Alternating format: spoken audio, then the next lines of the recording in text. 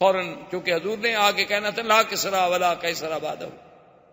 تو یہ سارے انتظامات جو کیے جا رہے ہیں کہ کہیں کنگرے گر رہے ہیں اور روشنی آتی ہے تو روشنی سے سیدھا قصور شام کے محل دکھائے جاتے ہیں، کیونکہ میرے مدنی کی ابتدا مکہ سے تھی، مہجر مدینہ تھا اور انتہا شام تھی. کیونکہ حضور صلی اللہ علیہ وسلم کو معراج کہاں سے ہوا؟ حضور صلی اللہ علیہ وسلم کا اسراء کہاں سے ہوا؟ مکہ سے شام، بیت المقدس. اور یوم محشر کہاں قائم ہوگا؟ شام، بیت المقدس. تو لہذا ابتدا تھی اور یہاں سے نور کے ساتھ آپ کا انتہا بھی دکھا دی گئی کہ مدنی کا مولد مکہ ہوگا اور مہجر جو ہے وہ طیبہ ہوگا اور منتہا جو ہے وہ شام ہوگا، بیت المقدس ہوگا. اچھا، اور خدا کی شان دیکھیں، عیسیٰ ابن مریم بھی تصدیق کے لیے کہاں اتریں گے؟ وہی شام. تو اب جناب بی بی آمنہ فرماتی ہیں کہ حضور صلی اللہ علیہ وسلم سرکار دو عالم، رحمت دو جہاں، سرکار مدینہ صلی اللہ علیہ وسلم جب پیدا ہوئے تو فرماتی ہیں یہ تمام دنیا کے بچوں سے ایک علیحدی وضع پہ پیدا ہوئے کہ باقاعدہ مورخین نے لکھا ہے کہ آپ جب پیدا ہوئے تو آپ کے دونوں ہاتھ زمین پہ تھے اور ایسے محسوس ہوتا تھا کہ سجدہ کر رہے ہیں اپنے اللہ کو، اور اس کے بعد ایسے انگلی اٹھائی اور آسمانوں کی طرف دیکھا. یہ کوئی تصور بھی نہیں کر سکتا تھا کہ ایک پیدا ہونے والا بچہ یوں کرے. بعض علماء نے تو حضور کا کلام بھی نقل کیا ہے کہ جیسے مہد میں عیسیٰ علیہ السلام نے کلام کیا، اسی طریقے سے یعنی گود میں اس ماشتہ کے بیٹے نے کلام کیا، اصحاب اخدود کے واقعے میں باقاعدہ ایک بچے نے کلام کیا، موسیٰ علیہ السلام پہ جب تہمت لگی تو بچے نے کلام کیا، یوسف علیہ السلام پہ جب تہمت لگی تو بچے نے کلام کیا. تو بعض علماء نے نقل کیا ہے کہ حضور نے بھی کلام کیا، اور بعض نے تو اتنا لکھا ہے کہ پہلا کلام ہی یہ تھا اللہ اکبر کبیرہ والحمد للہ کثیرہ وسبحان اللہ بکرۃ واصیلا. اور سیرت پاک کے اس پہلو پہ دیکھیں کہ حضور صلی اللہ علیہ وسلم بی بی فرماتی ہیں کہ ولد مختونا ومسرورا، کہ حضور جب پیدا ہوئے تو ختنہ ہو چکا تھا، اور حضور جب پیدا ہوئے تو چہرے پہ مسکراہٹ ہے، مسرور ہیں، خوشی ہے. عبد المطلب کو خبر دی گئی کیونکہ حضور کی پیدائش سے 6 مہینے پہلے ہی آپ کے والد عبداللہ تو فوت ہو گئے. آپ خدا کی شان دیکھیں کہ والد یوں فوت ہو گئے، پھر بعد میں والدہ فوت ہو گئی، دادا فوت ہو گئے، چاچا فوت ہو گئے، اور حضور صلی اللہ علیہ وسلم کی وہ شان یتیمی جس کو قرآن نے خود ذکر کیا کہ الم یجدک یتیما، لیکن آگے بھی کہہ دیا فآوا، کہ میرا مدنی آپ کو ہم نے یتیم نہیں پایا، پھر ہم نے آپ کو خود تربیت دی، خود حفاظت کی. کیونکہ کوئی یہ تصور نہ کرے کہ یتیم بچے تو عام طور پہ بھٹک جاتے ہیں، ان کو تو کوئی سنبھالنے والا نہیں ہوتا، نہ باپ نہ ماں. جن کے ماں باپ ہیں وہ تو کنٹرول کرتے ہیں نا بچے کو، کیا پڑھ رہا ہے، کہاں جاتا ہے، کہاں سوتا ہے، کون دوست ہیں. لیکن جو یتیم ہے اس کا کون فکر کرے؟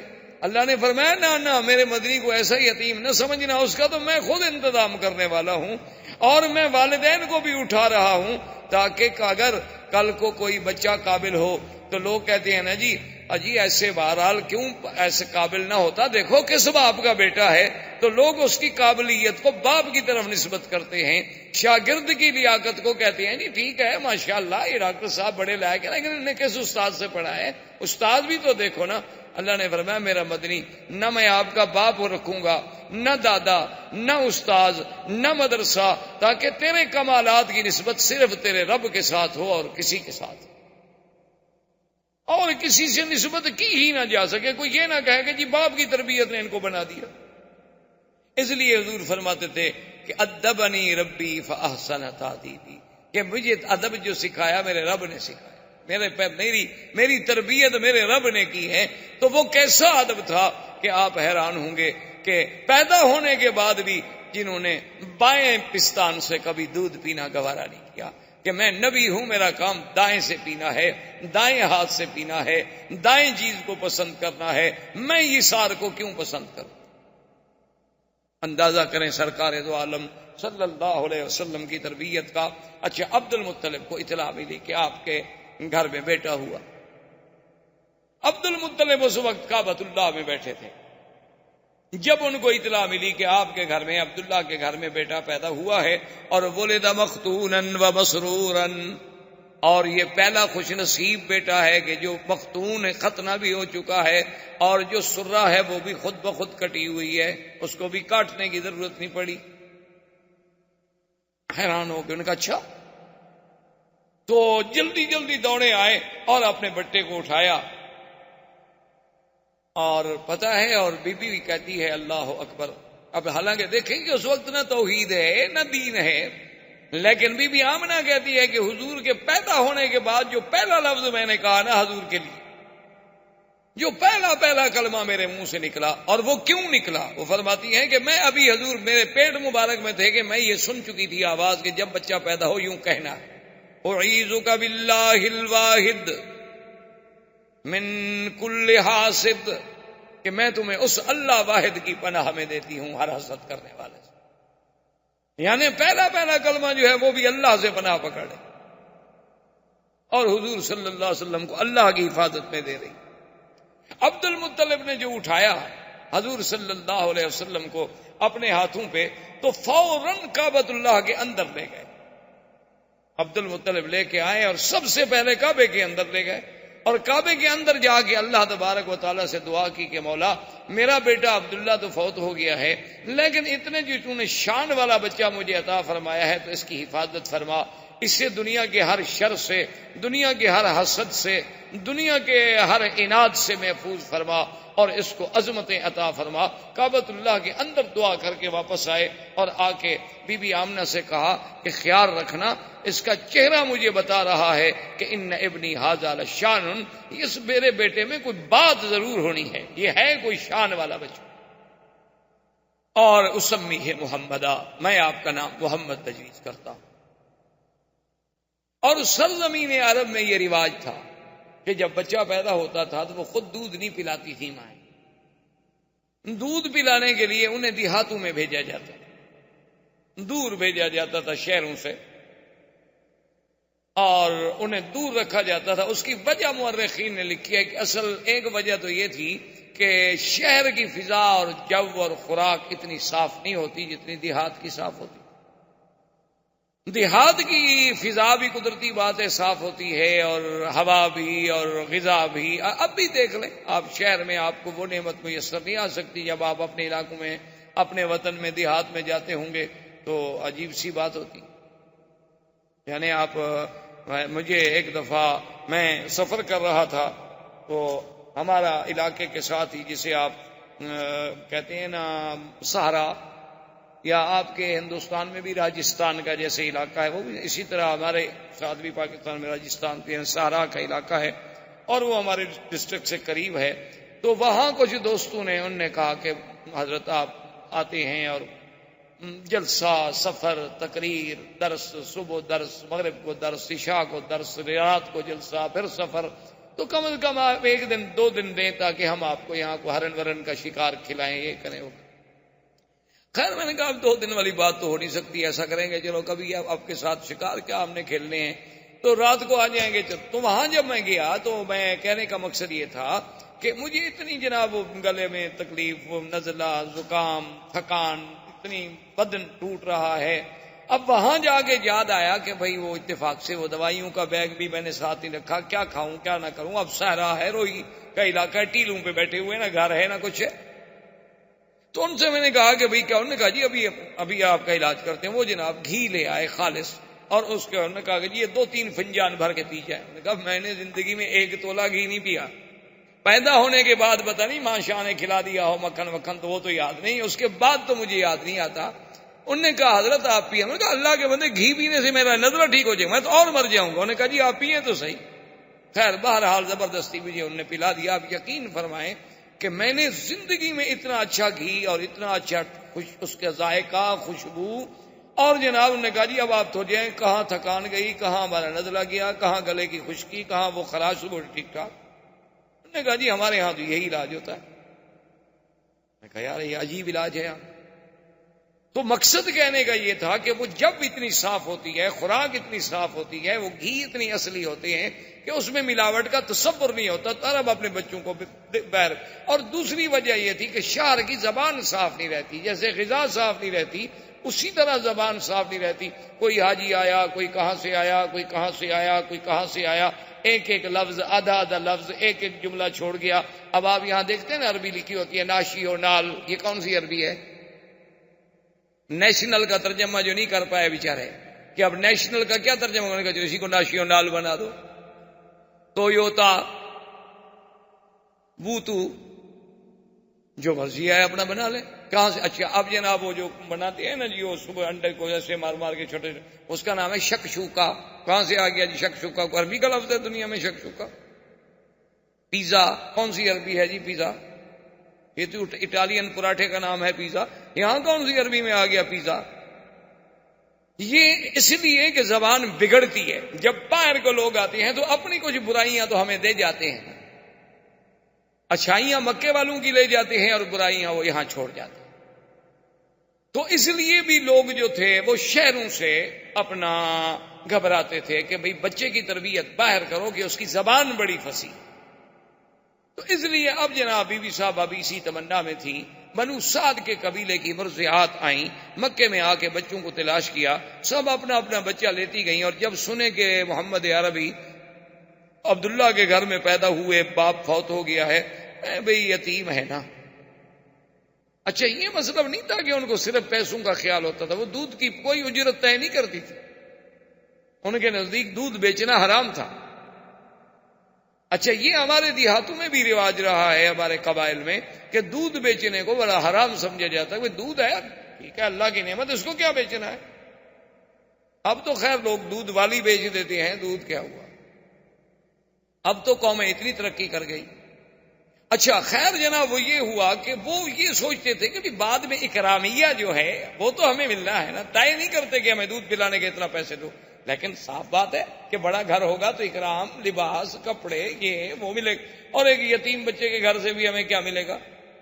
ماں غریب ہے، باپ مر گیا ہے، دادے کی کفالت میں ہے. اور اس زمانے میں عبد المطلب کا گھرانہ سب سے زیادہ غریب تھا. غربت کی وجہ کیا تھی کہ جو کچھ ہوتا تھا وہ تو حاجیوں پہ لٹا دیتے تھے، جو کچھ ہوتا تھا وہ حاجیوں پہ لٹایا جاتا تھا کہ ان کو پانی پلاؤ، شربت پلاؤ، ان کو جناب کھانا کھلاؤ، ان کے رہنے کا انتظام کرو. اب اتنے حاجیوں کا انتظام کرنا ہے ایک سردار کو، تو اس کے گھر میں بچ کیا جاتا ہے. تو بہرحال جب وہ مایوس ہو گئیں تو بیٹھے بیٹھے حلیمہ نے، جو حضور صلی اللہ علیہ وسلم کی مرضعہ ہیں، دایا ہیں، اپنے شوہر سے کہا، ان کے شوہر کا نام حارث، اپنے شوہر سے کہا کہ مجھے کوئی بچہ نہیں ملا، اور میں یہ بھی نہیں چاہتی کہ سب لوگ تو بچے لے جائیں اور میں بغیر بچے کے جاؤں، تو اب ایسا کیوں نہ کریں کہ ہم اس یتیم بچے کو لے لیں. اس نے کہا کہ ٹھیک اچھی بات ہے، جب اور کوئی نہیں ملا تو چلو خالی رہنے سے تو بہتر ہے کہ کوئی بچہ تو ہم لے جائیں. بی بی حلیمہ آئی، آگے دیکھا تو عبد المطلب بیٹھے ہیں. انہوں نے پوچھا کون ہو؟ نے کہا میں مرضعہ ہوں، میں سنا ہے کہ بچہ ہے، یتیم ہے اور وہ میں لینا چاہتی ہوں. انہوں نے کہا دیکھ لو کہ وہ یتیم ہے، ان کے والد فوت ہو گئے، اور تمہیں پتا ہے کہ ہم سرداری کی وجہ سے اور خدمت حجاج کی وجہ سے اتنے تنگ دست ہیں، شاید تمہاری خدمت نہ کر سکیں، لیکن ایک بات میں تمہیں بتاؤں، ایسا بچہ تمہیں کبھی نہیں ملے گا. اور اس کے بعد انہوں نے پوچھا ما اسمک، تیرا نام کیا ہے؟ تو بی بی کہتی میں نے کہا حلیمہ. نے کہا قبیلتک، تمہارا قبیلہ کون سا ہے؟ نے کہا بنو سعد. تو فرحن شدیدہ، حضرت عبد المطلب بڑے خوش ہو گئے، کہنے لگے اسمک حلیمتی حلیمہ و قبیلتک سعد و ابنی محمدہ، تمہارا نام حلیمہ حلم سے ہے اور قبیلہ سعد سعادت سے ہے، لیکن میرا بیٹا بھی تو پھر محمد ہے صلی اللہ علیہ وسلم. اور بی بی حلیمہ کہتی ہیں کہ میں اندر گئی تو حضور صلی اللہ علیہ وسلم ایک سبز ریشمی کپڑا تھا جو اماں نے نیچے بٹھایا ہوا تھا، اور اس پہ حضور ایسے سیدھے لیٹے ہوئے تھے، اور فرماتی ہے کہ اتنا جمال تھا، اتنا حسن تھا، اور اتنی چہرے پہ تبسم تھا کہ میں تو ڈر گئی کہ میں ان کو اٹھا کے نیند سے بیدار کر کے ایسے اس منظر کو کہیں ضائع نہ کر بیٹھوں. میں اب ڈر کے مارے ہاتھ نہ لگاؤں کہ چلو سونے دو میرے پاک نبی صلی اللہ علیہ وسلم، کہ اتنی پیار سے لیٹے ہوئے ہیں. کہ نظریں آسماں کی طرف ہیں، چہرے پہ تبسم ہے، اور رنگ ایسا میں نے نہیں دیکھا، جمال ایسا میں نے نہیں دیکھا۔ تو میں نے بی بی آمنہ سے پوچھا کہ آپ کا یہ بیٹا، اس نے کہا تمہیں پتا ہے کہ ولد مختونن، یہ تو پیدا ہی مختون ہوا ہے، یہ تو پیدا ہی مسرور ہوا ہے۔ ان ابنی ھذا لشان، میرے اس بیٹے کو اللہ نے کوئی مقام دینا ہے۔ حلیمہ اگر بچہ لینا ہے تو ذرا خیال سے لے جانا۔ اور حلیمہ بی بی کی سواری کیا تھی؟ یہ گدھا۔ بعض روایات میں اونٹنی کا ذکر ہے، لیکن بعض روایات میں گدھا کا ذکر۔ اچھا، اب جناب عجیب شان دیکھیں کہ جب وہ آئے، سواری چونکہ ایک تھی، آگے اس کا شوہر بیٹھا، اصولی سی بات تھی کہ خامن جو ہیں وہ آگے بیٹھتے ہیں اور عورتیں پیچھے بیٹھتی ہیں۔ آج کل تو نہیں، یعنی اس زمانے کی میں بات کر رہا ہوں، یہ حضور صلی اللہ علیہ وسلم کے اس دور ولادت کی بات ہے۔ تو بہرحال وہ حارث جو تھا وہ سواری پہ آگے بیٹھا، اور اس کے بعد ان کی بیوی پیچھے۔ اب بیوی پیچھے بیٹھے گی تو حضور کو تو آخر وہ گود میں لے گی نا۔ اچھا، جب گود میں لے کے بیٹھی، سواری نہیں چلتی، وہ سواری کھڑی نہ ہو۔ اب بیوی کہتی ہے میں حیران ہو گئی، پہلے ہماری سواری کمزور تھی، اب اور یہ ہو گیا کہ بھئی اتنا بچے کا بوجھ تو نہیں ہو سکتا کہ اس کی وجہ سے یہ نہ چلے۔ تو کہتی ہیں کہ میں نے کہا اپنے شوہر سے کہ ایسا کرو کہ سواری ایک تو کمزور ہے، دوسرا شہر میں آنے کے بعد بھی سواری جو ہے جانور پر اثرات ہوتے ہیں، ابھی تم اس کو آگے پکڑ کے چلاؤ، جب باہر نکل جائیں گے پھر تم بیٹھ جانا۔ تو جب میرا خاوند اترا، اس نے آگے پکڑا تو چل پڑی، اور جب ہم شہر سے نکل گئے ہم نے پھر سواری کو بٹھا دیا، پھر اسی طرح بیٹھے، پھر وہ رک گئی۔ میں نے کہا کیا بات ہے؟ تو حارث کہنے لگا کہ آمنہ معلوم ہوتا ہے کہ یہ بچہ کوئی ایسے شان والا ہے کہ اس کو اس کا مالک پیچھے نہیں بیٹھنے دیتا، اس کو آگے ہی بٹھانا ہوگا، تو لہذا اس کو میں آگے لے لیتا ہوں، تم پیچھے بیٹھی رہو۔ تو میں نے اپنی گود میں لے لیا۔ تو کہتے ہیں میری سواری جو چلی نا، تو ساری بنو سعد کی سواریاں پیچھے رہ گئیں، اور وہ ہمیں پکار رہی ہیں کہ حلیمہ تمہاری سواری کو کیا ہوا؟ میں نے کہا سواری تو وہی ہے، پر سوار بدل گیا۔ سواری تو میری وہی ہے جو آتے ہوئے چل نہیں سکتی تھی، آتے ہوئے کھڑی نہیں ہو سکتی تھی۔ اور پھر بی بی حلیمہ کہتی ہے کہ ہمارے علاقے میں غربت کا یہ عالم تھا، پورا علاقہ برباد تھا، اور میری کہتی ہے کمزوری کا یہ عالم تھا کہ میرا ایک بیٹا تھا، اس کو میں دودھ نہیں پلا سکتی تھی، دودھ والا بیٹا تھا، یعنی رضاعت کے دور میں تھا، لیکن اتنا میرا کم دودھ ہوتا تھا کہ سارا دن میرا بیٹا روتا رہتا تھا۔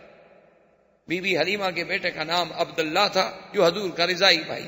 اب دیکھیں، باپ کا نام بھی عبداللہ اور رضائی بھائی کا نام بھی عبداللہ، ماں کا نام آمنہ اور مرضیہ کا نام حلیمہ، یعنی آمنہ امن سے، حلیمہ حلم سے، قبیلہ سعد سے، اور رضاعت والا بھائی بھی عبداللہ۔ یہ سارے اتفاق ہے۔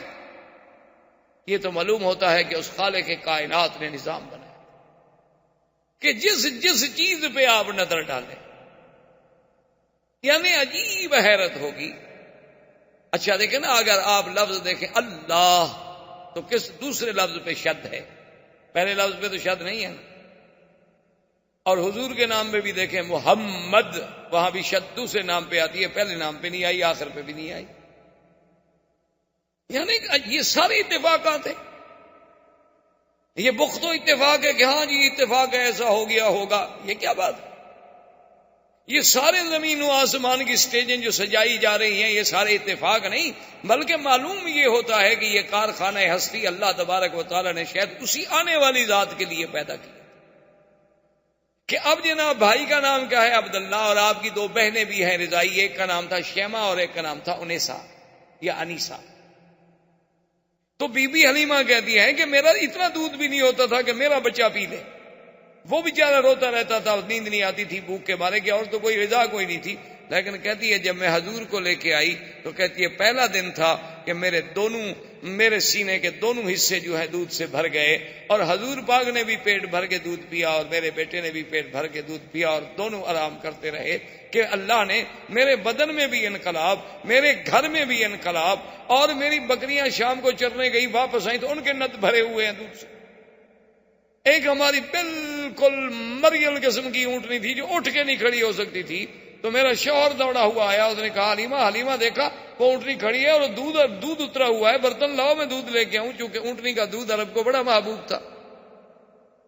تو اللہ تبارک و تعالی نے حضور پاک صلی اللہ علیہ وسلم کی بی بی حلیمہ کے گھر جانے سے وہ ظاہری برکتیں، وہ باطنی برکتیں، وہ معنوی برکتیں، وہ حصی برکتیں، وہ وجودی برکتیں ایسے اظہار ہوئے کہ دنیا دنگ رہ گئی۔ اور پھر بی بی کہتی ہے کہ حضور کے اپنے بدن میں جو بڑھنے کا انداز تھا، یعنی عجیب حیرت کی بات تھی کہ جو بچہ 1 مہینے میں بڑھتا ہے اتنا حضور 1 دن میں بڑھ جاتے تھے۔ یعنی بی بی صاحبہ فرماتی ہیں جب حضور کی عمر 2 سال کی ہوئی ہے تو آپ 6 سال کے نظر آتے تھے، اور حضور صلی اللہ علیہ وسلم نے 4 مہینے کی عمر میں بولنا شروع فرما دیا، اور اتنے فصیح لفظ کہ اب دیکھیں نا، حضرت ابو بکر صدیق خود قریشی ہے، خود اہل مکہ ہیں۔ کبھی کبھی انہوں نے ایک دفعہ حضور صلی اللہ علیہ وسلم سے کہا کہ یا رسول اللہ صلی اللہ علیہ وسلم، مجھے بڑی حیرت ہوتی ہے کہ کبھی آپ ایسا لفظ بولتے ہیں کہ ہم عرب ہیں، کرشی ہیں، لیکن ہمیں بھی سمجھ نہیں آتا اس کا ترجمہ۔ تو حضور نے فرمایا کہ ابو بکر ایسا کیوں نہ ہو، ایسا کیوں نہ ہو، ولدت فی قریش وربیت فی بنو سعد، اللہ نے مجھے قریش میں پیدا کیا اور بنو سعد جیسے قبیلے میں نے وہاں تربیت پائی، میں نے وہاں دودھ کا زمانہ گزارا۔ اگر میری زبان فصیح نہیں ہوگی تو پھر کس کی زبان فصیح؟ تو اللہ تبارک و تعالی آپ کو بھی اور مجھے بھی حضور کی سیرت پر عمل کرنے کی توفیق عطا فرمائے۔ زندگی باقی تو بات باقی۔ اللہم صلی علی سیدنا محمد وعلی آل سیدنا محمد کما صلیت علی ابراہیم وعلی آل ابراہیم فی العالمین انک حمید مجید۔ برادران اسلام، جیسا کہ الحمدللہ آپ کو علم ہے کہ چند دنوں سے ہم سیرت رسول پاک صلی اللہ علیہ وسلم کے ضمن میں کچھ باتیں کہہ رہے ہیں اور سن رہے ہیں۔ سب سے پہلے درس اول میں جزیرہ عرب کے حالات پہ بحث کی گئی کہ حضور صلی اللہ علیہ وسلم سے قبل جزیرہ عرب کا کیا حال ہے۔ اس کے بعد حضور صلی اللہ علیہ وسلم کی بعثت کے مطابق جو مبشرات تھے، جو اشارات تھے، جو ارہاسات تھے، جو کنایات تھے، جو مؤشرات تھے، ان پر بحث کی گئی اور اس کو ذکر کیا گیا درس میں۔ اور پھر تیسرے درس میں حضور صلی اللہ علیہ وسلم کی ولادت باسعادت، حضور صلی اللہ علیہ وسلم کا ولادت کے وقت کے حالات، حضور صلی اللہ علیہ وسلم کے ولادت کے وقت کے معجزات، اور حضور صلی اللہ علیہ وسلم کے لیے اسم محمد کا تجویز ہونا، یہ ذکر کیا گیا۔ اور پھر حضور کی رضاعت، حضور صلی اللہ علیہ وسلم کا بی بی حلیمہ سعدیہ کے پاس تشریف لے جانا، جیسے عرب کی یہ عادت تھی کہ بچوں کو ولادت کے بعد دیہات میں، جنگلوں میں، دور افدادہ آبادیوں میں بھیجا کرتے تھے تاکہ خالص قلعہ ملے، خالص لغت ملے، ان کی لغت بھی فصیح ہو، ان کی صحت بھی بہتر ہو، اور شہر کی آلودگیوں سے بچ جائیں، اور ان کی زبانوں میں بھی کسی قسم کا خلل نہ آئے۔ اس بنا پر حضور صلی اللہ علیہ وسلم کو بھی بی بی حلیمہ جو قبیلہ بنو سعد کی مرضیہ تھی، دودھ پلانے والی تھی، وہ ان کی نصیب میں حضور صلی اللہ علیہ وسلم کی ولادت آئی، رضاعت آئی، اور وہ ان کو لے کر اپنی بستی بنو سعد میں، جو قبیلہ بنو سعد مکے اور طائف کے درمیان میں ایک جگہ تھی، وہاں لے گئے۔ اسی ضمن میں ہم نے یہ بھی ذکر کیا تھا کہ حضور صلی اللہ علیہ وسلم کے رضائی بھائی بھی تھے عبداللہ، اور آپ کی ایک رضائی بہن بھی تھی جن کا نام شیمہ۔ تو اب بی بی حلیمہ فرماتی ہے کہ حضور صلی اللہ علیہ وسلم کے آنے کے بعد ایسی ایسی برکات کا ظہور ہوا کہ جس کا ہم تصور بھی نہیں کر سکتے، کہ ہمارے گھروں میں جو قحط کا عالم تھا اللہ نے برکتیں پیدا فرما دی۔ بی بی حلیمہ فرماتی ہیں کہ میرا اپنا دودھ اتنا نہیں ہوتا تھا کہ میرا اپنا بچہ جو ہے وہ پی لے اور اچھی طرح نیند لے سکے، لیکن حضور صلی اللہ علیہ وسلم کے آنے کے بعد اللہ نے میرے دودھ میں بھی اتنی اضافہ کر دیا کہ اب ایک بچے کے بجائے دونوں پیتے اور دونوں آرام سے سکون کے ساتھ آرام کرتے۔ اور اسی طرح بی بی حلیمہ سعدیہ یہ فرماتی ہیں کہ حضور صلی اللہ علیہ وسلم کی جو اٹھان تھی وہ عام بچوں سے علیحدہ تھی، کہ یعنی جو بچہ 1 مہینے میں بڑھتا ہے حضور 1 ہفتے میں بڑھ جاتے. اور حضور صلی اللہ علیہ وسلم کا لیٹنا، حضور صلی اللہ علیہ وسلم کا باتیں کرنے کا انداز چھوٹی سی عمر میں، حضور صلی اللہ علیہ وسلم کا کسی بات میں جھگڑا نہ کرنا، کسی بات میں تعارض نہ کرنا، حضور صلی اللہ علیہ وسلم کا باوجود چھوٹی سی عمر کے ہر چیز میں تیامن یعنی دائیں طرف کو ترجیح دینا، بائیں طرف سے بچنا، یہ ساری چیزیں ایسی تھیں جو مجھے عجیب نظر آتی. اور میں صرف حیران نہیں تھی بلکہ ہمارا قبیلہ بنو سعد پورے کا پورا حیران تھا کہ یہ کون سا ایسا بچہ آ گیا ہے شان والا کہ جس کی وجہ سے اس علاقے کی کایا اللہ نے پلٹ دی ہے کہ تم نے کانٹوں کو چھوا اور گلستان کر دیا، کہ جہاں جہاں سے حضور صلی اللہ علیہ وسلم گزرے، جہاں جہاں حضور صلی اللہ علیہ وسلم کے قدم پہنچے، وہ جگہ جو تھی جنت سما ہوتی گئی. جہاں تیرا نقش قدم دیکھتے ہیں، خرامہ خرامہ ارم دیکھتے ہیں. تو اسی اسنا میں کہتی ہیں جب حضور تھوڑے کچھ چلنے پھرنے کے قابل ہو گئے تو حضور پاک صلی اللہ علیہ وسلم نے مجھ سے پوچھا کہ اماں حلیمہ میرے بھائی جو ہیں یہ کہاں چلے جاتے ہیں؟ سارا دن غائب ہوتے ہیں، شام کو آتے ہیں. میرا بھائی بھی غائب ہو جاتا ہے، میری بہن شیمہ بھی غائب ہو جاتی ہیں، تو یہ کہاں چلی جاتی ہیں؟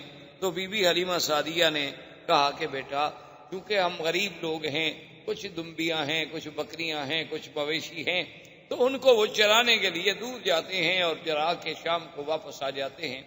تو فرماتی ہیں کہ محمد مصطفیٰ صلی اللہ علیہ وسلم نے فرمایا کہ اماں میں بھی ان کے ساتھ بکریاں چرانے کے لیے جاؤں.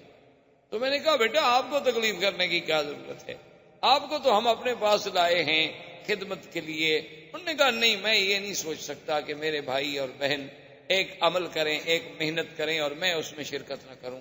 تو حضور صلی اللہ علیہ وسلم بھی تشریف لے گئے. اسی اسنا میں وہ واقعہ پیش آیا کہ ایک دن آپ کے بھائی عبداللہ اور آپ کی بہن شیمہ جو تھی وہ بھاگتی ہوئی آئیں اپنی اماں کے پاس اور انہوں نے کہا کہ اماں ہمارا وہ جو قرشی بھائی ہے نا، قد جاء رجلان فقتلہما، 2 آدمی آئے انہوں نے ہمارے بھائی کو قتل کر. تو بی بی حلیمہ سعدیہ کہتی ہیں کہ میرے تو پاؤں کے نیچے سے زمین نکل کہ بھئی ہمارے پاس تو وہ قریش کی امانت ہے اور خدا نہ خواستہ ایسا واقعہ ہو جائے تو پھر ہمیں کہاں قریش معاف کرے. تو کہتی ہیں کہ میں نے شور مچایا اور میں بھاگی، میرا خامن دوڑے، اس کے بعد ہمارے قریب کے جو رشتہ دار تھے وہ دوڑے، اور ہم جب دوڑے پہنچے تو ہم نے دیکھا کہ ایک درخت کے نیچے ایک ٹہنی پکڑ کر سرکار دو عالم سرکار مدینہ صلی اللہ علیہ وسلم کھڑے ہیں. آپ کے چہرے مبارک کا رنگ البتہ تو متغیر، رنگ جو ہے محسوس ایسے ہوتا ہے کہ جیسے رنگ اڑا ہوا. تو ہم نے جلدی سے جا کے بی بی حلیمہ نے سینے سے لپٹایا کہ یا حبیبی و یا ولدی، اے میرے بیٹے خدا تجھے ہر دشمن سے محفوظ رکھے، کیا ہو گیا؟ اس نے کہا اماں کوئی ایسی بات نہیں ہے، بات اتنا ہے کہ میں ایسے کھڑا تھا وقت نزل رجلان، ایسے اوپر سے معلوم ہوا کہ 2 بندے آئے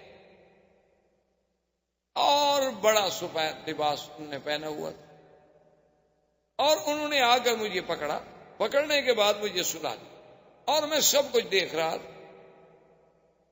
اور ایک بڑی تست تھی سونے کی اور اس تست میں کیا کیا تھا اللہ عالم. پھر انہوں نے مجھے لٹانے کے بعد میرے سینے مبارک کو یہاں سے لے کر کھولا بالکل عین ناف تک.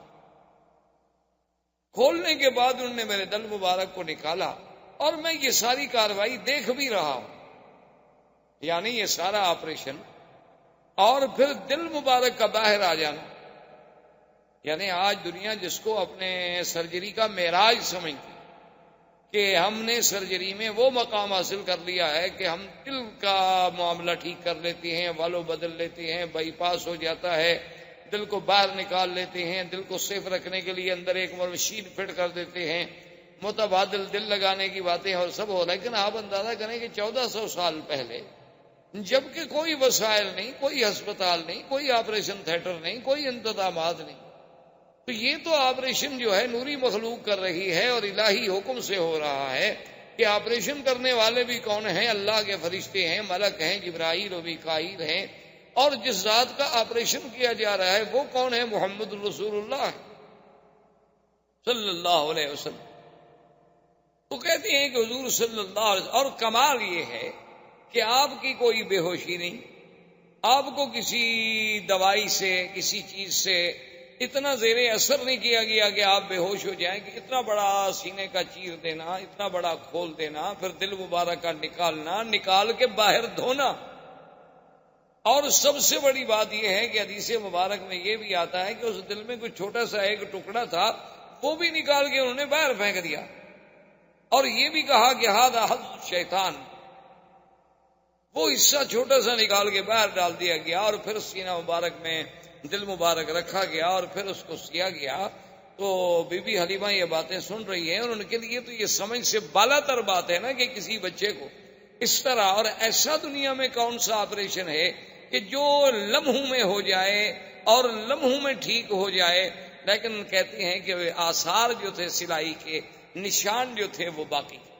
اچھا اللہ چاہتے تو یہ نشان بھی مٹ جاتے، جو خداوند قدوس اتنی بڑا آپریشن اپنے پاک نبی کا کرا سکتے ہیں ملائکہ کو بھیج کر، نشان بھی مٹ جاتے، لیکن نشان مٹ جاتے تو منکرین کو انکار کا ایک بہانہ مل جاتا کہ کافروں کو تو آپ چھوڑیے، بڑے بڑے مسلمانوں نے بھی شک کے صدر کا انکار کیا ہے۔ انہوں نے کہا کہ یہ جو کہتے ہیں کہ سینہ مبارک شک ہوا، یہ روایات ایسی نہیں ہے کہ ہم جس پر ایمان لے آئیں، کیونکہ حدیث مبارک تو لکھی ہی حضور کے 250 سال بعد گئی ہے۔ یہ شک کے صدر ہونا، سینے کا چیرا جانا، دل مبارک کا باہر نکال لینا، پھر دل کو دھونا، دھونے کے بعد دل کو اندر رکھ دینا، اور بغیر اسباب ظاہریہ کے، اتنی بڑی بات جو ہے، انہوں نے کہا اصل میں مولویوں کو دھوکہ لگا ہے کہ انہوں نے شک کے صدر کو حقیقت پہ محمول کر دیا، حالانکہ معنی یہ تھا کہ اللہ نے اپنے نبی کا دل مبارک جو ہے کھول دیا، یعنی اس کو باتیں سمجھنے کے لیے، علوم غیبیہ کی باتوں کو پہچاننے کے لیے، علوم قرآن کی حقیقت و گہرائیوں میں ڈوبنے کے لیے اللہ نے سینہ کھول دیا۔ وہ کہتے ہیں جیسے محاورے میں آپ کہتے ہیں جی ماشاء اللہ فلاں عالم کی جب تقریر سنی نا، اللہ نے بھائی ان کا تو واقعی سینہ کھول دیا، ایسے بہ رہے تھے جیسے کہ دریا بہ رہا ہو، حالانکہ نہ دریا بہ رہا ہوتا ہے اور نہ سینہ کھلا ہوتا ہے، انہوں نے کہا یہ محاورہ ہے۔ تو بعض مسلمان اپنے آپ کو مسلمان کہلانے والوں نے بھی شک کے صدر کا انکار کر دیا، انہوں نے کہا کوئی شک کے صدر نہیں، بلکہ یہ شرح صدر ہے، شک کے صدر نہیں۔ لیکن بات یاد رکھیں کہ شک کے صدر کی روایات بخاری و مسلم کی روایات ہیں، صحاح کی روایات ہیں، اور وہ اتنی تواتر کو پہنچی ہوئی روایات ہیں کہ جن کا ہم انکار نہیں کر سکتے۔ اور پھر صحابہ کا صرف یہ نہیں ہے کہ بھی روایات کا ذکر ہو، بلکہ صحابہ کا حضور کے آثار نشانات کو بھی دیکھ کے گواہی دینا کہ ٹانکے کے نشان ہم نے اپنی آنکھوں سے دیکھے۔ حضور کے خادم جو ہیں حضرت انس بن مالک رضی اللہ تعالیٰ عنہ، وہ فرماتے ہیں کہ حضور صلی اللہ علیہ وسلم کے سینے مبارک پر جو اثرات تھے اس سلائی کے، وہ میں نے دیکھے ہیں اپنی آنکھوں۔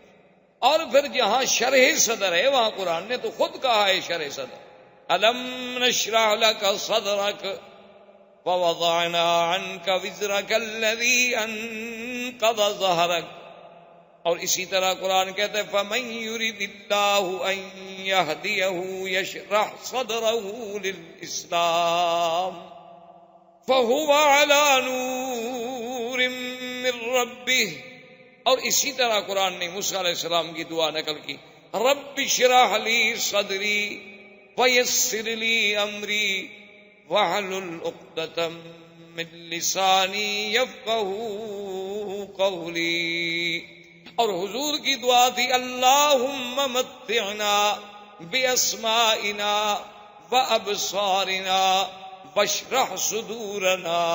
تو شرح صدر تو قرآن نے خود ذکر فرمایا۔ تو اگر شرح صدر سے علماء کو دھوکہ لگتا تو اس شرح صدر والی آیت میں وہ لکھ دیتے کہ یہ شک صدر ہے، یا شک صدر والی آیت کے نیچے اور حدیث کے نیچے لکھ دیتے کہ یہ شرح صدر ہے۔ یہ بات نہیں، حضور کا ایک دفعہ شک صدر نہیں بلکہ 2 دفعہ حضور کا شک صدر ہے۔ ایک بچپن میں جب سرکار دو عالم صلی اللہ علیہ وسلم اپنی مرضعہ بی بی حلیمہ بنو سعد کے قبیلے میں تھے، اس وقت بھی آپ کا سینہ مبارک کھولا گیا، اور ایک جب حضور صلی اللہ علیہ وسلم کو اسراء اور معراج پہ لے جانے کا فیصلہ ہوا تو وہ بھی اللہ کے حرم میں مسجد الحرام میں یہاں آ کر فرشتوں نے پھر آپ کا سینہ مبارک کھولا۔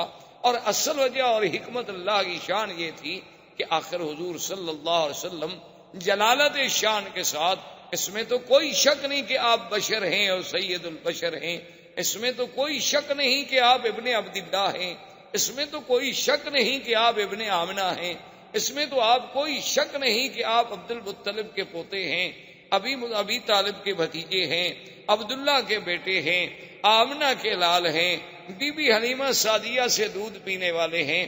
تو علماء نے لکھا ہے کہ وہ تقاضائے بشریت کا جو حصہ تھا، اللہ کو یہ بھی گوارا نہیں تھا کہ اس بشریت کی چیز پر کبھی کسی شیطان کے وساوس کا اثر ہو جائے۔ اللہ نے اس حصے کو ہی نکال دیا کہ وہ چیز ہی باقی نہ رہے، اب باقی ہی وہ رہے گا جس کا تعلق صرف اللہ سے ہو سکتا ہے، غیر اللہ کا کوئی تاثر وہاں دخل ہی نہیں دے سکتا، اس لیے کہ اللہ کے بندوں پر جب شیطان کا اثر نہیں ہو سکتا تو اللہ کے نبی تو پاک ہوتے۔ تو اللہ تبارک و تعالیٰ نے ان کا ایک حقیقتاً ہی انتظام فرما دیا کہ اس حصے کو ہی نکال دو، اس جگہ کو ہی نکال دو جہاں شیطان کے وساوس کا حملہ ہو سکتا تھا باعتبار بشریت کے۔ ورنہ اللہ کے رسول صلی اللہ علیہ وسلم تو اتنے معصوم ہیں کہ انسان تو انسان، جن تو جن، بلکہ شیطان۔ ایک صحابی نے پوچھا کہ حضور قرآن پاک میں موجود ہے کہ ہر بندے کے ساتھ ایک ملک ہوتا ہے، ایک فرشتہ ہوتا ہے اور ایک شیطان ہوتا ہے، ایک قرین ہوتا ہے شیطان اور ایک ملک ہوتا ہے ہر بندے کے ساتھ، تو کیا یا رسول اللہ صلی اللہ علیہ وسلم آپ کے ساتھ بھی وہ قرین ہے، وہ شیطان ہے؟ آپ نے فرمایا کہ ہے ولکنہ اسلم، ہے تو صحیح لیکن وہ بھی مسلمان ہو گیا، تو لہذا اب وہ بھی میرے خلاف تو کوئی غلط بات تو مجھے نہیں بتا سکتا۔ یعنی حضور صلی اللہ علیہ وسلم کی صحبت کا یہ عالم تھا۔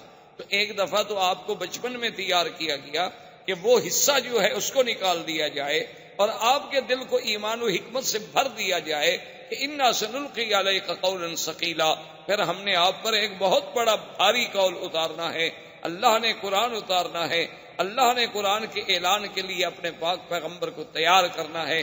تو یہ باطنی تیاری بھی ہو رہی تھی، ظاہری تیاری بھی ہو رحی تھی۔ تو اب بی بی حلیمہ کہتی ہیں کہ میں حیران ہو گئی، میں نے کہا اب اس کا حل کیا ہے، کیا ہو سکتا ہے؟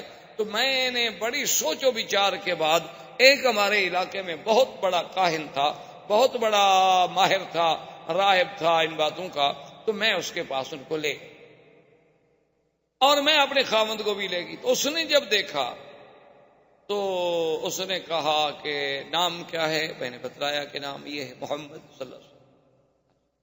کب پیدا ہوئے؟ 12 ربیع الاول کی رات میں۔ کہاں پیدا ہوئے؟ مکہ میں۔ کیا دیکھا؟ یہ دیکھا۔ کیا کیا آثار نظر؟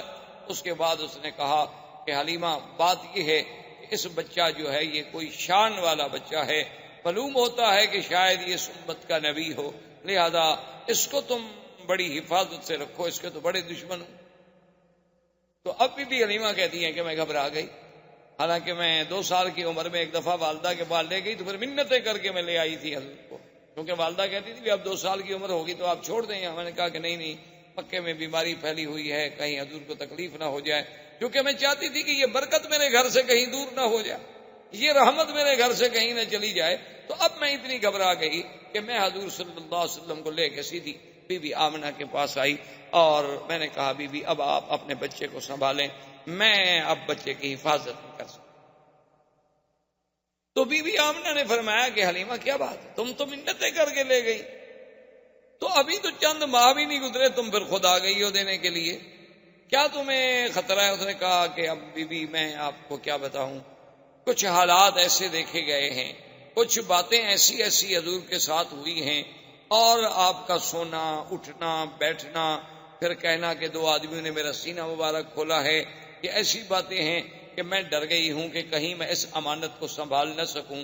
تو بی بی آمنہ نے کہا اچھا تم کہیں اس طرح اس لیے تو نہیں ڈر رہی ہو کہ آپ پر کوئی جن کا اثر ہو گیا؟ تو انہوں نے کہا پتہ نہیں، ہو سکتا ہے کہ جن کا بھی اثر ہو۔ انہوں نے کہا کہ نہیں، میرے بچے پہ کبھی جن کا اثر نہیں ہو سکتا، کیونکہ جب یہ پیدا ہوئے تھے تو میں نے اسی وقت کہا تھا کہ انی اعوذ باللہ الواحد الاحد من شر حاسد اذا حسد۔ اب دیکھیں کہ بی بی آمنہ حضور کو اس وقت بھی اللہ کی پناہ میں دے رہی ہیں پیدا ہونے کی بات، حالانکہ وہ تو ان گھرانوں میں پیدا ہوئی جہاں بت پرستی تھی، لیکن حضور صلی اللہ علیہ وسلم کی ولادت کا سلسلہ اور حضور کی برکات کے، انہوں نے کہا کہ ہاں میرے بچے پہ جن شن تو کوئی اثر نہیں کر سکتا، لیکن اگر تم گھبرا گئی ہو تو کوئی بات نہیں، چھوڑ۔ تو حضور صلی اللہ علیہ وسلم پھر اپنی ماں کے پاس آ گئے، اور اس کے بعد عبد المطلب ابھی زندہ تھے، اور کفالت جو تھی وہ عبد المطلب کی تھی، اور عبد المطلب مکے کے سردار، اور عبد المطلب کے لیے کعبۃ اللہ کے بالکل عین دروازے کے قریب بساط بچھائی جاتی تھی، یعنی آپ کے لیے جیسے آپ نے دیکھا نا عرب کا اب بھی رواج ہے کہ گھروں سے باہر مکانوں کے ایسے تھڑے بڑے ہوتے ہیں، وہاں کپڑا بچھا دیں گے، سرانے رکھ دیں گے، پیچھے مجلس بنا بیٹھ جائیں، عرب کا اب بھی رواج۔ تو عبد المطلب کے لیے جو مجلس بنتی تھی وہ بالکل عین کعبۃ اللہ کی دیوار کے ساتھ اور کعبۃ اللہ کے دروازے کے قریب، وہاں آپ کے لیے مخملی کپڑے کے بچھائے جاتے، سرانے لگائے جاتے، گدے لگائے جاتے، کیونکہ سردار مکہ تو اس وقت عبد المطلب، سارے مکے پہ ان کی سرداری تھی، اور پھر سقایا اور خدمت حجاج، خدمت حجیج، یہ سارا نظام جو ہے عبد المطلب کے سپرد تھا، لہذا ان کا احترام جو ہے دو جانب سے تھا، ایک کعبۃ اللہ کی نسبت سے اور ایک مکے کی سردار ہونے کی نسبت۔ اور جب وہ مجلس بچھا دی جاتی تو کوئی بھی آدمی جب وہاں آتا تو اس کو یہ اجازت نہیں تھی کہ وہ حضور اس عبد المطلب کی اس بساط پہ، اس جگہ پہ بیٹھ جائے، حتیٰ کہ عبد المطلب کے باقی بیٹے جو ہیں وہ بھی کھڑے رہتے تھے، باپ کا انتظار کرتے تھے جب تک والد آئیں وہ آ کے وہاں بیٹھیں۔ لیکن خدا کی شان ہے کہ محمد مصطفیٰ صلی اللہ علیہ وسلم ابھی تو 3-4 سال کی عمر نہیں ہوئی تھی، آپ جب بھی تشریف لاتے تو آ کر فوراً اپنے عبد المطلب دادے کی مجلس پہ بیٹھ جائیں، اور بھائی اگر روکتے بھی تو آپ ان کی توجہ نہ۔ اور عبد المطلب کو جب کہا گیا تو انہوں نے کہا ان ابنی ھذا لشأن، اس میرے بیٹے کے اندر کوئی اللہ نے کوئی شان رکھی ہے ایسی، اس کو منع نہ کیا کرو، اگر یہ میری مجلس پہ بیٹھ جائے تو بیٹھ جائے، میں نیچے بیٹھ جاؤں گا، لیکن میں محمد کو نہیں اٹھا سکتا صلی اللہ علیہ وعلا آلہ واصحابہ وسلم۔ تو اب حضور صلی اللہ علیہ وسلم کو یعنی اس ضمن میں آپ کو یہ ایک جہاں وہاں یعنی بی بی حلیمہ کے پاس خالص غذا ملی، خالص لسان ملی، خالص لغت ملی، اور عبد المطلب کے پاس بیٹھ کے سرداری ملی، اور سرداروں کی باتیں، بڑے بڑے سرداروں کا عبد المطلب کے دربار میں آنا، بیٹھنا، باتیں کرنا، انداز کرنا، یہ ساری باتیں جو تھیں اس کی ایک تعلیم دی جا رہی تھی۔ عبد المطلب کے مجلس کوئی معمولی سی مجلس نہیں تھی، اس وقت مکے کا سب سے بڑا سردار۔ یہ سارا ایک اللہ کی طرف سے نظام۔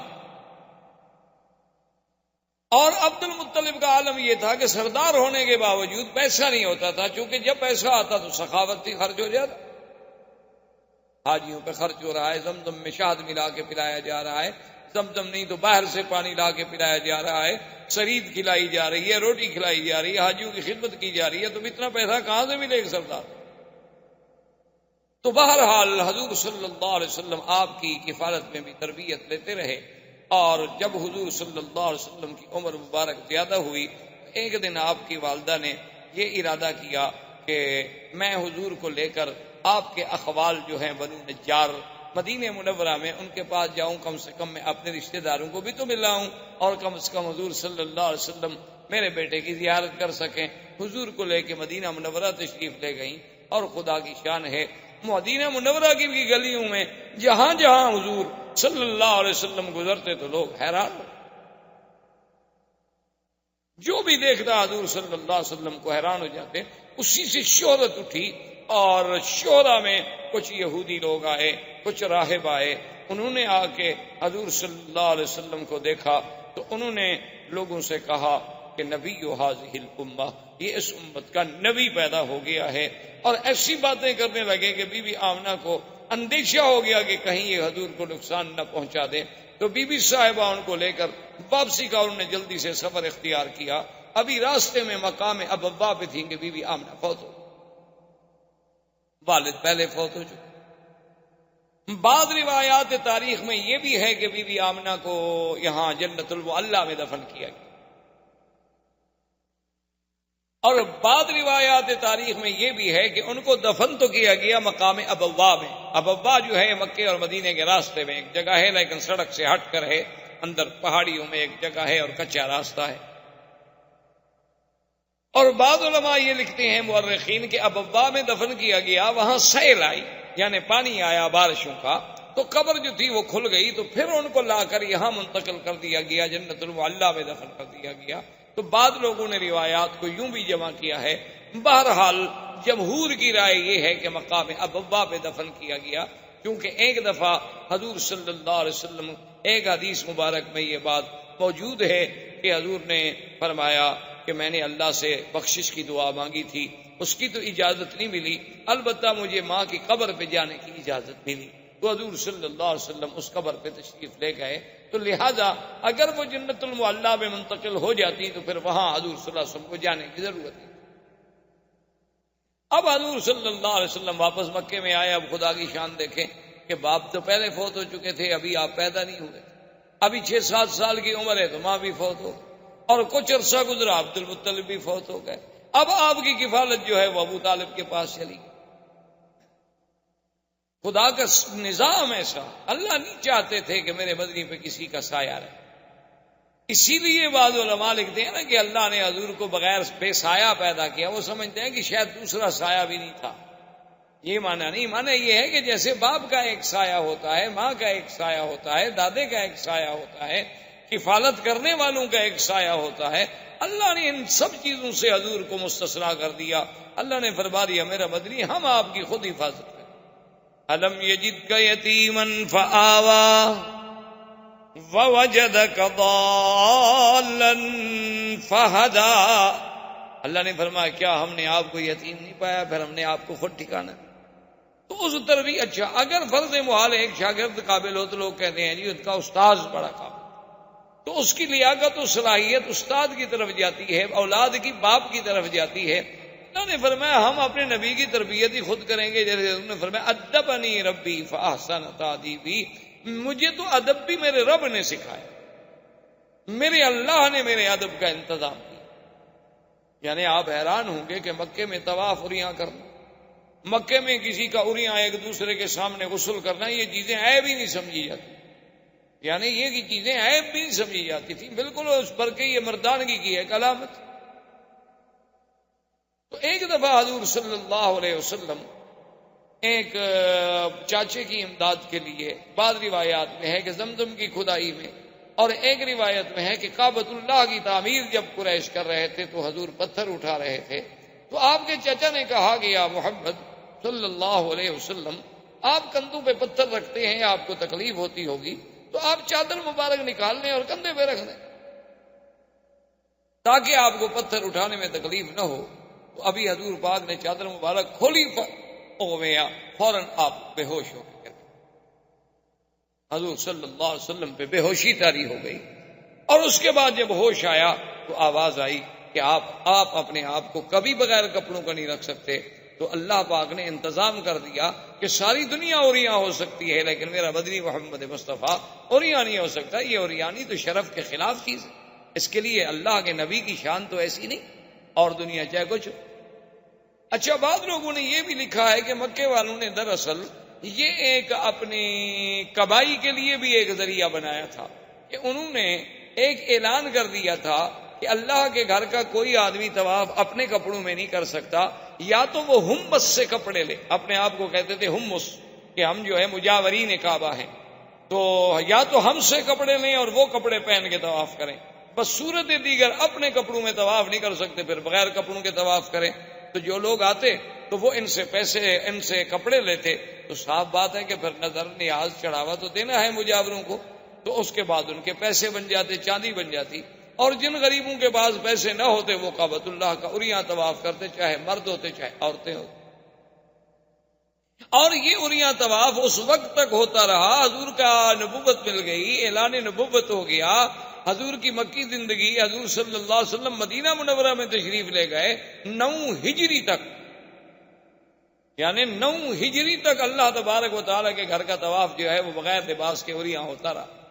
تو 9 ہجری میں حضور صلی اللہ علیہ وسلم نے سیدنا علی ابن ابی طالب رضی اللہ تعالیٰ عنہ کو بھیجا، انہوں نے آ کے اعلان کیا کہ اللہ یطوف بالبیت عریان، خبردار آج کے بعد کوئی اللہ کے گھر کا طواف جو ہے اریاں نہیں کر سکتا، اور خبردار کہ آج کے بعد کوئی مشرک اللہ کے کعبے میں داخل نہیں ہو سکتا۔ تو یہ اعلان جو ہے 9 ہجری کو جا کے، لیکن افسوس سے یہ کہنا پڑتا ہے کہ ہم لوگوں نے اس یعنی اللہ کے نبی کے اعلان کو کیسے بدل دیا کہ جیسے اللہ نے حکم دیا تھا نا بنو اسرائیل کو کہ یوم السبت جو ہے مچھلی کا شکار نہ کریں، تو انہوں نے کیا کیا کہ ندیاں نالے بنا کے حوض بنا دیے کہ پانی اور مچھلی تو حوض میں سبت کو آ جاتی آگے، اور پھٹا ڈال کے دروازہ بند کر دیتے، راستہ بند کر دیتے، پکڑ اتوار کو لیتے، کہتے جی ہم نے ہفتے کو تو شکار نہیں کیا، ہم نے تو اتوار کو پکڑا ہے۔ تو آج کل کے مسلمانوں نے بھی نعوذ باللہ ثم نعوذ باللہ اللہ کے نبی کے اس حکم کو ایسا بدلا کہ لباس تو پہن لیا لیکن وہ عریانی سے بھی زیادہ برا ہے۔ اتنا باریک لباس، اتنا باریک کپڑا، یعنی آپ حیران ہوں گے، اب یہ جس سے ہم یہ غترہ پہنتے ہیں اس سے اگر عبایا اور پردہ بنایا جائے تو اسے آپ پردہ کہیں گے خدا کے لیے، اسے آپ برقع کہیں گے۔ یعنی یہ تو مزید اپنے حسن کو نکھارنے کا ذریعہ ہے کہ کسی کو اگر کالا رنگ سوٹ کرتا ہے وہ کالے رنگ کا برقع بنا لے گی، کسی کو سفید رنگ سوٹ کرتا ہے، سرخ رنگ سوٹ کرتا ہے، سبز رنگ سوٹ کرتا ہے، جو اس کا میچنگ کلر ہے اس کے مطابق وہ اپنے برقعے بنائے گی، اسی کے مطابق اپنی وہ چہرے پہ ڈالنے والی جھلیاں بنائیں گی، اور اسی طرح پھر آنکھوں کے سوراخ رکھے جائیں گے، پھر ناک کو ظاہر کیا جائے گا۔ یعنی حسن کو اجاگر کرنے کا بہانہ ہے، یہ پردہ نہیں ہے، اس کو کوئی پردہ نہیں کہہ سکتا۔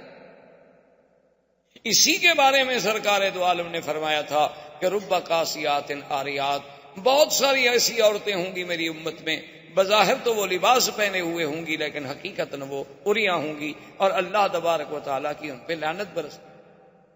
اسی لیے علماء نے لکھا ہے کہ بعض اوقات ایک آدمی موٹا کپڑا پہنتا ہے، جیسے آپ نے دیکھا جین کے پینٹ پہنی جاتی ہے، لیکن اگر وہ موٹے کپڑے کا سلائی اتنی ٹائٹ ہے کہ ہر عضو نظر آ رہا ہے تو وہ بھی عریاں کے حکم میں، یعنی وہ بھی اسی حکم میں آئے گا کہ جیسے اس نے لباس پہنا ہوا نہ ہو، کہ ہر عضو، اس کے وجود کا ایک ایک حصہ، اس کی یعنی وجود کی سٹائل، اس کے سینہ، اس کے ابھار، ہر چیز الگ الگ اگر نظر آ رہی ہے، کپڑا چاہے موٹا ہو تو وہ بھی عریاں کے حکم میں ہوگا کہ رب کاسیات عاریات، کہ بہت ساری عورتیں ایسی ہوں گی کہ جنہوں نے بظاہر تو لباس پہنے ہوئے ہوں گے، یا ایسی جرابیں پہن لینی جو اس کے رنگ سے ملتی ہوں، پتہ ہی نہ لگ سکے کہ اس کے بدن کا رنگ ہے یا ایک باریک سی جراب چڑھی ہوئی ہے اس کے اوپر، ایک ایسا برقع پہنا کہ برقعے سے اور قمیض کے اندر سے جو بنیان کا کلر ہے وہ بھی نظر آ رہا ہو، تو ایسے کپڑے کو آپ کیا کہہ سکتے ہیں کہ یہ کپڑا ساتر ہے؟ یہ کپڑا اس لیے پہنا گیا ہے کہ عورت کا بدن چھپا رہے اور اس پر کسی غیر کی نظر نہ پڑے، یا یہ ایک فیشن ہے کہ مردوں نے اپنا ایک عبایا ڈال لیا، عورت نے ایک سیاہ گاؤن ڈال لیا، بس ختم ہو گئی بات۔ اچھا، بعض تو نعوذ باللہ یہ عالم ہے کہ اوپر سے باقاعدہ برقع ہے اور اندر جو ہے منی اسکرٹ ہے، بعض کا اوپر سے برقع ہے اور اندر جو ہے وہی جین پہنے ہوئی ہے مردانہ۔ انا للہ و انا الیہ راجعون۔ تو بہرحال یہ عریانی کا دور چلتا تھا، لیکن اللہ نے حضور پاک صلی اللہ علیہ وسلم کے لیے یہ گوارا نہ کیا، کیونکہ حضور کو ادب سکھانے والے تو اللہ کی ذات۔ اب ابو طالب کی کفالت کا زمانہ آیا تو حضور پاک نے دیکھا کہ میرے چاچے کے لیے بھی غربت کا بڑا دور ہے، سردار تو ہیں لیکن اتنا پیسہ نہیں ہے کہ گھر کا خرچہ بھی چلا سکیں، اس لیے بچے جو تھے ان کے وہ بھی روٹی پر لڑتے تھے، لیکن ایک محمد الرسول اللہ تھے صلی اللہ علیہ وسلم جو کبھی جھگڑا نہیں کیا۔ اور پھر تاریخ آتی ہے کہ تاریخ میں یہ بات موجود ہے کہ ابی طالب کہتے ہیں کہ جب وہ اپنا سفرے پر، جب مائدہ پر، جب دسترخوان پر میرا پیارا بیٹا محمد تشریف لے آتے تو اس تھوڑی سی روٹی میں اتنی برکت ہو جاتی کہ ہم سب پیٹ بھر کے کھا لیتے، اور جس دن حضور نہ آتے تو کسی کو پوری بھی نہ ہوتی۔ تو ابو طالب نے یہ اہتمام کر دیا، اس نے کہا کہ بھائی ایسا کرو کہ حضور کے بغیر تو روٹی کھانی جب تک کہ محمد رسول اللہ تشریف نہ لے۔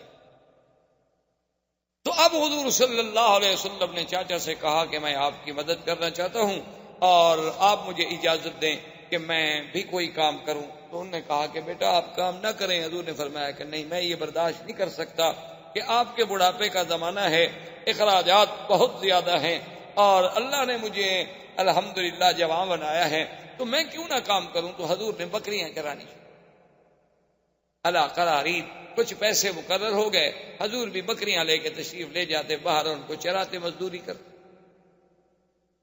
دراصل یہ بکریاں چرانا جو ہے یہ بھی اللہ کی طرف سے تربیت کا ایک حصہ تھا، اور ہر نبی نے بکریاں چرائی، یعنی یہ صفت صرف ہمارے آقا کی نہیں تھی، بلکہ اللہ کے جتنے انبیاء گزرے ہیں سب نے بکریاں چرائی۔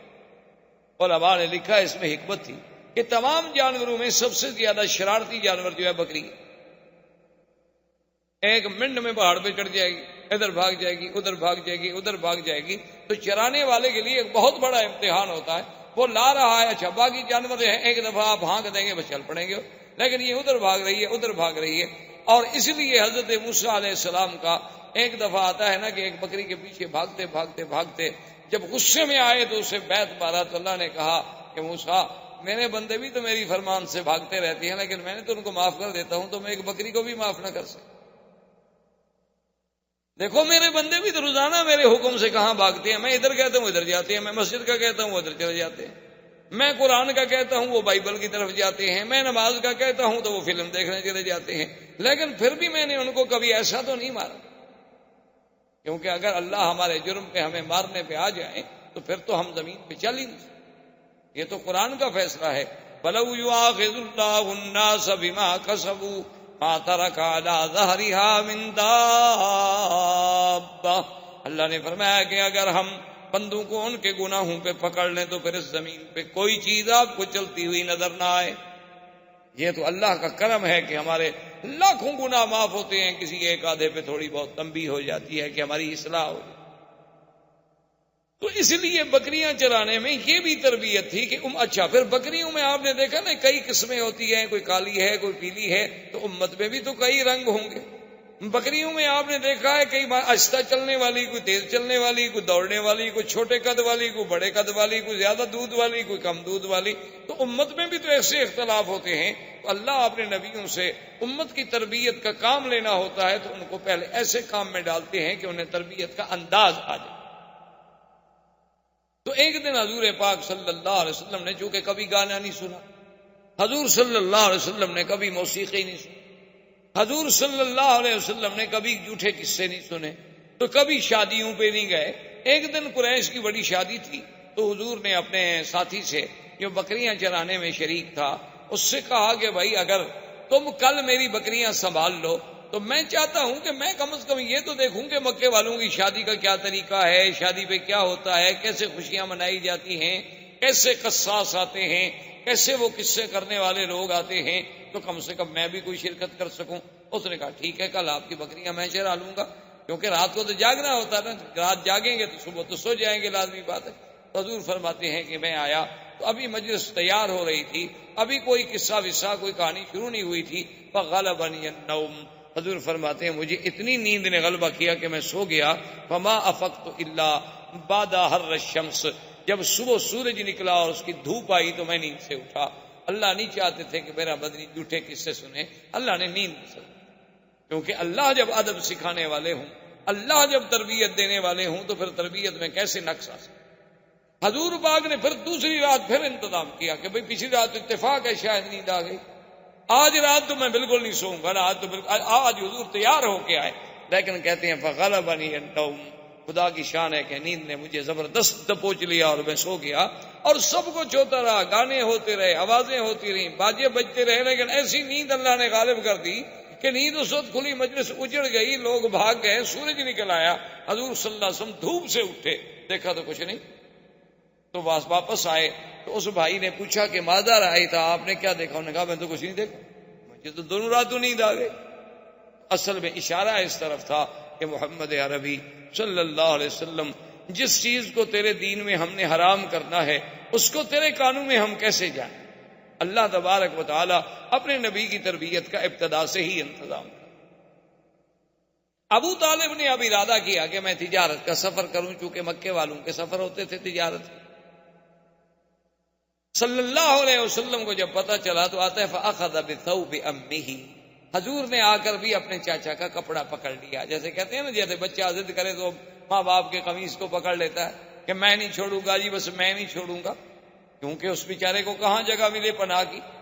تو حضور صلی اللہ علیہ وسلم اخذ بثوب امہ، اپنے چاچے کے کپڑے کو پکڑ لیا، کہنے لگے کہ مجھے بھی آپ ساتھ لے جائیں. انہوں نے کہا اب سفر ہے، شام تک جانا ہے، اتنا طویل سفر ہے اونٹوں کا، میں تو آپ کی وجہ سے آپ کو نہیں لے جا رہا کہ آپ کو تکلیف ہوگی. انہوں نے کہا میں نہیں چاہتا کہ آپ اکیلے جائیں، میں ضرور جاؤں. فرضی ابو طالب بھی راضی ہو گئے، کہا چلے. جب ابو طالب آپ کو قافلے میں لے کے چلے اور قافلہ تخوم شام یعنی شام کے قریب پہنچا، جہاں سے شام کی ابتدا شروع ہو جاتی ہے، یعنی نشانیاں علامات امارات شروع ہو جاتی ہیں، تو وہاں ایک دیر تھا. دیر کہتے ہیں سومیا، اسے آپ کہہ لیں مندر یا عیسائیوں کا گرجا. یہ سبا میں ہوتے ہیں، آپ نے دیکھے ہیں ہر ملک میں، اب تو ہر جگہ ہے. عیسائیوں کے مثلاً ہندوؤں کے مندر کہلاتے ہیں، عیسائیوں کے کلیسا یا گرجا کہلاتے ہیں. اللہ کی شان ہے. ویسے اردو میں نام اس کا بڑا عجیب ہے، گرجا، یعنی آپ اس کو ذرا آرام سے پڑھیں نا، گرجا. ویسے اللہ کی رحمت سے اب گر بھی رہے ہیں، ہزاروں ایسے ہیں جو بک گئے اور اس میں مسلمانوں کی مسجدیں مدرسے قائم ہو گئے. تو گر جانے کا معنی یہ تو نہیں ہوتا کہ حقیقت عبارت گر جائے، جب بدل گئی تو گویا گر گئی، اس کی بات تو ختم ہو گئی. تو بہرحال یہ ایک یعنی لطیفہ ہے کہ بعض آدمیوں کا نام ایسے ہوتا ہے نا جی، جیسے وہ ہمارے خواجہ صاحب تھے نا، وہ فوت ہو گئے، خواجہ محمد طفیل، زندہ ہیں، اللہ کرے زندہ ہوں، جماعت اسلامی کے خواجہ طفیل بہت پرانے ان کے لیڈر ہیں. تو وہ ہمارے ایک ساتھی تھے، تو وہ جب ان کی بات ہوتی نا تو الیکشن میں ان کا مقابلہ، آپس میں ایک دوسرے کے مقابلے میں کھڑے ہوتے، تو وہ کہتے نا کہ خواجہ تو فیل، یعنی طفیل جلدی سے کہیں تو پھر تو طفیل بنے گا، اگر ایسا کہیں تو فیل، تمہارے تو نام میں فیل ہے، تم نے کیا جیتنا ہے، تو فیل. تو اس لیے بعض چیزیں ایسی ہوتی ہیں کہ جن کی ادائیگی میں حروف سے ترجمے بگڑ جاتے ہیں اور معنی بدل جاتے ہیں. بہر صورت تو وہ جناب جب دیر میں پہنچے تو وہاں ایک راہب تھا، اور وہ کبھی اس دیر سے، اس سومیا سے، اس کلیسا سے باہر. اب یہ پہلی دفعہ تھی ابو طالب کے دور میں، جب یہ سفر پہ گئے تو ان کی زندگی میں یہ پہلا واقعہ تھا. یعنی اس سے پہلے کبھی ایسا نہیں ہوا کہ وہ راہب جو ہے وہ باہر نکلا ہو. لیکن وہ راہب باہر بھی آیا، اور آنے کے بعد اس نے یہ بھی کیا کہ اعلان کیا کہ بھئی تمام مکے کا جو قافلہ ہے ان سب کو میری طرف سے دعوت. ابو طالب حیران کہ یہ تو راہب کبھی باہر نہیں آیا اور آج ہمیں دعوتیں ہو رہی ہیں، بات کیا ہے؟ اور راہب نے اپنے سب چھوٹے چھوٹے جو اس کے تھے نا نیچے کام کرنے والے چھوٹے چھوٹے راہب، تو ان کو کہا کہ بھئی اعلیٰ سے اعلیٰ کھانے کا انتظام کرو، اور اتنا کھانے کا انتظام کرو کہ پورے قافلے کو کھلاؤ، اور ہر آنے جانے والے کو، گزرنے والے کو، بستی والوں کو، سب کو کھلاؤ، اور کسی چیز کی کمی نہیں ہونی چاہیے، اور خود کھڑے ہو کے نگرانی کرو. کھانے کا انتظام ہو گیا بڑی لمبی تفصیل میں. اب جناب جب کھانے کا وقت آ گیا تو راہب ایک ایک کو غور سے دیکھ رہا ہے، اور اس کے بعد اس نے پوچھا ابو طالب سے کہ حل ترک تم احدن، کسی کو چھوڑ کے آئے ہو، کوئی بندہ رہ تو نہیں گیا؟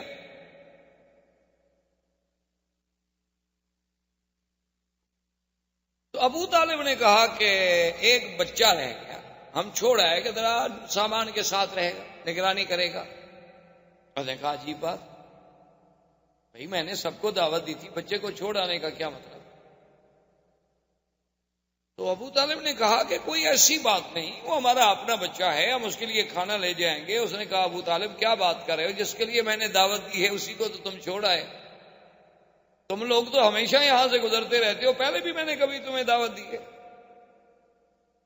اب جب حضور صلی اللہ علیہ وسلم کو بلایا گیا تو اب وہ غور سے دیکھ رہا ہے کہ یہ کیسا بچہ ہے کہ جو آتا ہے تو بادل اوپر چل رہا ہے، آپ پر دھوپ نہیں پڑتی. جب آپ قریب آ گئے، بیٹھ گئے، ابو طالب سے پوچھا کہ من ھذا، یہ کون ہے؟ انہوں نے کہا میرا بیٹا ہے. تو اس نے کہا کہ نہیں، تم جھوٹ بول، یہ تمہارا بیٹا نہیں. اس نے کہا میرا بیٹا ہے. اس نے کہا واللہ غضب تھا. اس نے کہا میں قسم کھاتا ہوں جھوٹ بول رہے، تمہارا بیٹا نہیں ہے، اس کا باپ اس وقت زندہ نہیں ہو سکتا.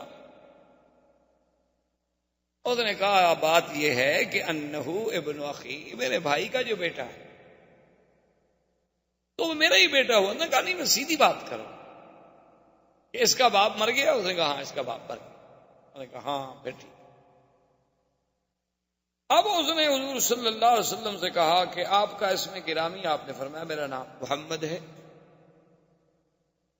فرمایا اقسمک باللات والعزیٰ، میں تمہیں لات و عزیٰ کی قسم دیتا ہوں. حالانکہ وہ نصرانی تھے، وہ نہیں لات و عزیٰ کو مانتے، لیکن مکے والے چونکہ مانتے تھے نا لات و عزیٰ کو، اس لیے قاعدہ ہوتا ہے نا کہ جو آدمی جس کو مانتا وہ آدمی کہتا ہے یار چلو تمہیں اس کی قسم.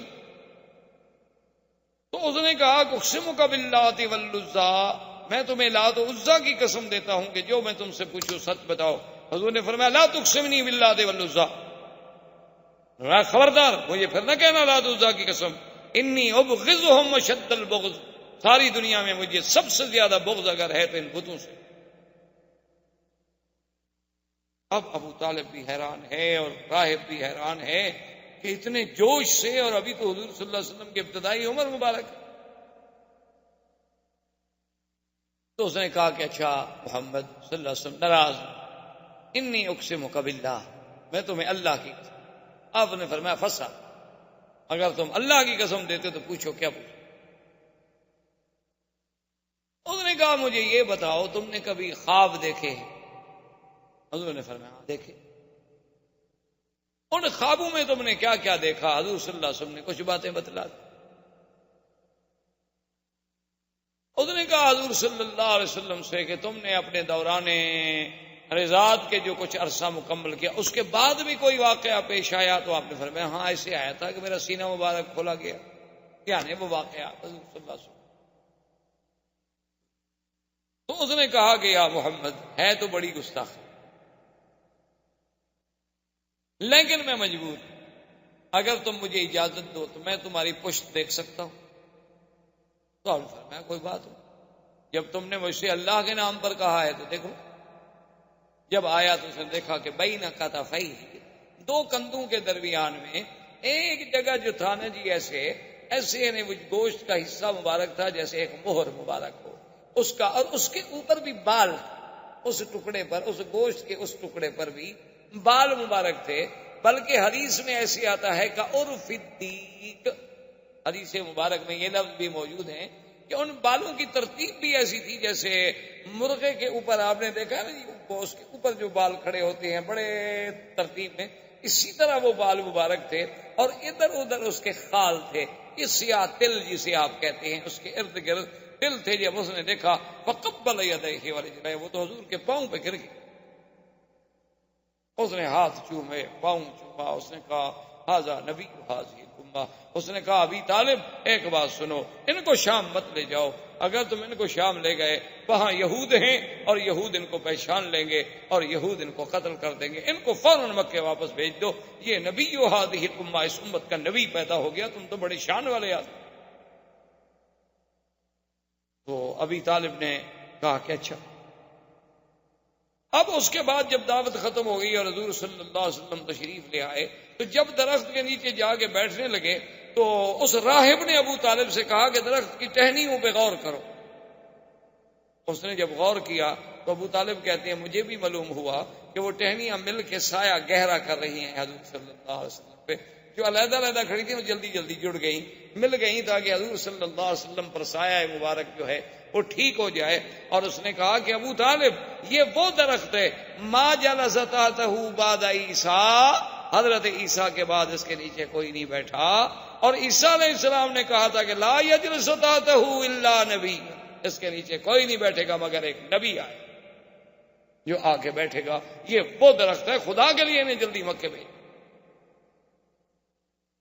ابو طالب راضی ہو گئے، انہوں نے حضور صلی اللہ علیہ وسلم کو جلدی سے مکے میں، لیکن اپنا سفر جو ہے وہ برقرار رکھا کہ بھی آخر میں اتنا سفر کر کے آ چکا ہوں، شام کے قریب پہنچ چکا ہوں اور اتنی اسباب ہم لے کے آئے ہیں تو ان کو بغیر بیچے ہوئے بغیر کچھ کیے ہوئے ہم کیسے چھوڑ کے چلے جائیں.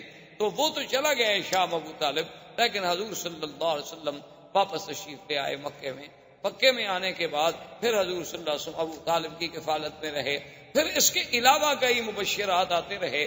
اسی اسنا میں آہستہ آہستہ اب ابو طالب کی بھی موت آ گئی. حضور کی ابو طالب ابھی زندہ تھے اور حضور کی عمر اس وقت تقریباً 25 سال کی ہو گئی کہ بی بی خدیجۃ الکبریٰ رضی اللہ تعالی عنہا جو مکے کی ایک سب سے بڑی شریف نسب سے اور بہت بڑی خاندان کی عورت تھی، اور بڑی تاجر اور مالدار عورت تھی، حتیٰ کہ تاریخ یہ کہتی ہے کہ تمام قریش کا اگر سرمایہ اکٹھا کیا جائے تو بی بی خدیجہ کا اکیلا ان سے زیادہ۔ اب چونکہ بی بی خدیجہ ایک خاتون تھی، وہ خود تو سفر نہیں کرتی تھی، وہ لوگوں کو اپنا مال دے کے کبھی تو تنخواہ پہ ملازم رکھ کے بھیج دیتی، کبھی ان سے حصہ مقرر کر لیتی، کبھی ان سے کچھ نسبت طے کر لیتی، مال دیتی۔ انہیں جب پتہ چلا کہ یہاں ایک ذات پاک ہیں جن کا نام محمد ہے اور شہرہ ہے محمد ابن عبداللہ کا، آپ کی صداقت کا، آپ کی شرافت کا، آپ کی سیرت کا، آپ کے کردار کا، تو انہوں نے پیغام بھیجا کہ حضور آپ میرے مال سے کیوں تجارت نہیں کرتے؟ حضور صلی اللہ علیہ وسلم راضی ہو گئے۔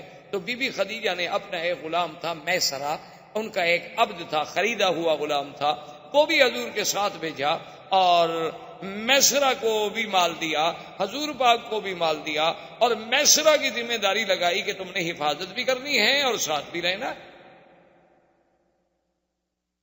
اب حضور صلی اللہ علیہ وسلم مال لے کے شام کی طرف چل پڑے۔ میسرہ کہتا ہے کہ واللہ خدا کی قسم ہے میں نے ایسا خلق تو کبھی نہیں دیکھا تھا قریش۔ وہ تو ہم غلاموں کو غلام سمجھتے تھے کہ دور بیٹھو کام کرو، لیکن محمد مصطفیٰ کھانا میرے ساتھ کھا رہے ہیں، پانی میرے ساتھ پی رہے ہیں، اور مجھ سے ایسی باتیں کر رہے ہیں جیسے میں بالکل آپ کا کوئی ایک عزیز ہوں۔ اتنی کرم، اتنی محبت، اتنا۔ اور پھر حضور شام آئے، مال بیچا۔ پھر مال بیچنے کے بعد میسرہ سے کہا کہ بھی پیسے لے کے جو ہم واپس جائیں، کیوں جائیں؟ یہاں سے مال خرید لو، وہ مکے میں بیچ دیں گے۔ تو وہ مال خرید کر کے مکے میں لے آئے، اور مکے میں آ کے وہ مال بیچا۔ اب سب پارٹیاں جو تھیں ان نے تو ایک دفعہ نفع کمایا، حضور نے 2 دفعہ نفع کمایا، یعنی جب تجارت دی گئی تو اس میں بھی آپ سب سے آگے نکل گئے، کوئی مکے کا تاجر بھی مقابلہ نہ کر سکا۔ بی بی خدیجہ کو جب پتہ چلا کہ ایک آدمی نے کبھی تجارت نہیں کی اور وہ اتنی جلدی کیسے اس مقام پہ پہنچ گیا کہ سب تجارت کے تجربہ کار جو تھے وہ پیچھے رہ گئے، اس نے میسرہ کو بلایا، اس نے کہا میسرہ یہ کیسے؟ اس نے کہا بی بی کیا پوچھتی ہیں، یہ تو کوئی شان والا آدمی ہے، راستے میں ہم گئے تو راہب نے یہ کہا، میں نے تو ان کو کبھی نہیں دیکھا کہ دھوپ میں جائیں اور اوپر بادل سایہ نہ کرے، میں نے تو کبھی نہیں دیکھا کہ اگر 20 آدمی بیٹھے ہیں، حضور ایسی جگہ بیٹھے ہیں جہاں درخت کا سایہ نہیں، سایہ اسی طرف چلا جاتا ہے جس طرف یہ بیٹھے ہوں، میں نے تو یہ دیکھا اور میں نے یہ دیکھا اور میں نے یہ دیکھا۔ بی بی خدیجہ تو حیران ہو۔ اب بی بی خدیجہ کے دل میں ایک تڑپ پیدا ہوئی کہ کہیں ایسا کیوں نہ ہو جائے کہ میں شادی کر لوں۔ حالانکہ اب ورنہ بی بی خدیجہ کو شادی کرنے کا کوئی ایسا خواہش نہیں تھی، بڑے بڑے سرداروں نے کہا تھا، بی بی نہیں مانی، لیکن اب ان کے دل میں ایک تمنا پیدا ہو۔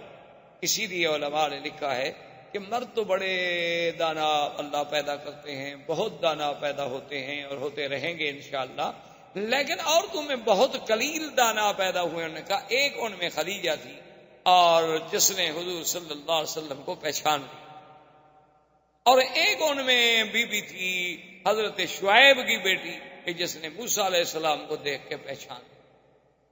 انہوں نے کہا اللہ نے ان لڑکیوں کو ایسی ذکاوت دی تھی، ایسا فہم دیا تھا، ایسا مقام دیا تھا کہ اس نے بھی موسیٰ علیہ السلام کو دیکھا تو وہ تاڑ گئی کہ یہ نبی ہے، یہ کوئی عام بندہ نہیں، اور بی بی خدیجہ بھی پہچان گئی۔ تو ایسے تاریخ میں لوگ جو ہیں بہت کم پیدا ہوئے، جیسے بی بی آسیہ تھی، جیسے بی بی مریم تھی، جیسے اخت موسیٰ علیہ السلام تھی۔ تو یہ اس قسم کی ذہین عورتیں بھی تاریخ میں بہت کم پیدا ہوئی، ان میں ایک سیدہ خدیجہ رضی اللہ تعالی عنہ۔ تو بی بی خدیجہ رضی اللہ تعالی عنہ نے ایک عورت تھی، اس کا نام تھا نفیسہ، اس کو بھیجا کہ بھئی تم جا کر ایسے حالات پیدا کرو کہ اللہ کے نبی محمد مصطفیٰ میرے ساتھ شادی کر لیں۔ جیسے لوگ ہوتے ہیں نا جی، عورتیں جاتی ہیں شادی کرانے کے لیے، پیغام لے کے جاتی ہیں، وہ نفیسہ اس قسم کی عورتوں میں سے تھی۔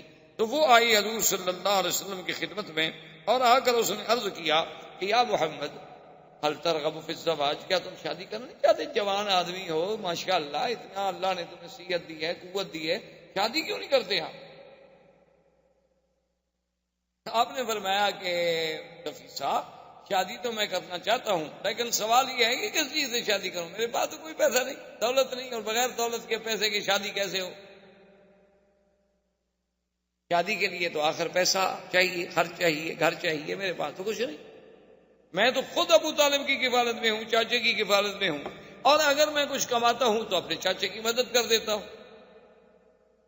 اس نے کہا کہ حل ترغب فی المال والجمال والنسب، انہوں نے کہا کہ محمد مصطفیٰ صلی اللہ علیہ وسلم، کیا آپ چاہتے ہیں کہ میں ایک ایسی عورت جس میں جمال بھی ہو، مال بھی ہو اور نسب بھی، تینوں چیزیں جمع ہوں؟ کیونکہ بعض عورتیں جو ہیں جمال تو بڑا ہوتا ہے، خوبصورتی بڑی ہے، لیکن خاندان اچھا نہیں۔ بعض ایسی لڑکیاں ہوتی ہیں کہ خاندان بہت اچھا ہے لیکن بیچاری خوبصورت نہیں۔